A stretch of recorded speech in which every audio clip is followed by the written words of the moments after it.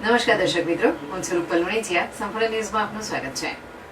ડીસા તાલુકામાં મોટી આખોલમાં CNG eco ગાડીમાં મંગળવારે સવારે વહેલી પરોઢે અચાનક ગેસ લીકેજ થતા આગ ભભૂકી ઉઠતા લોકોમાં દોડધામ મચી ગઈ હતી. ત્યારે સીએનજી ઇકો ગાડીના માલિકે સતત પાણીનો મારો ચલાવ્યો હતો. આ બનાવને પગલે આજુબાજુમાં લોકોના ટોળેટોળા ઘટનાસ્થળે ઉમટ્યા હતા અને ડીસા ફાયર ફાઈટરની ટીમને જાણ કરાતા ઘટનાસ્થળે તાત્કાલિક દોડી આવી સતત પાણીનો મારો ચલાવી આગ પર કાબુ મેળવ્યો હતો.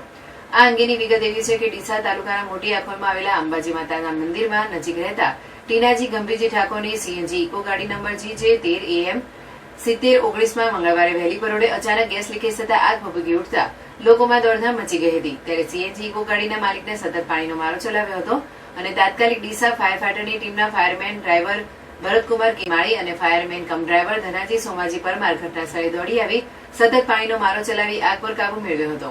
આ બનાવના પગલે આજુબાજુના લોકોમાં ટોળેટોળા ઘટનાસ્થળે ઉમટ્યા હતા. જ્યારે સીએનજી ઇકો ગાડીના માલિકને સીએનજી ઇકો ગાડીને ગેસ લીકેજ થવાના કારણે બળીને ખાક થઈ જતા મોટું નુકસાન વેઠવાનો વારો આવ્યો છે. જ્યારે સીએનજી ઇકો ગાડીમાં ગેસ લીકેજ થવાના બનાવમાં દિવસે ને દિવસે વધારો થઈ રહ્યો છે, તે માટે ગરમ સીએનજી ઇકો ગાડી હોય ત્યારે લોકોને તાત્કાલિક બહાર નીકળવાનું રાખો, નહીંતર મોટી દુર્ઘટના થઈ શકે તેમ છે.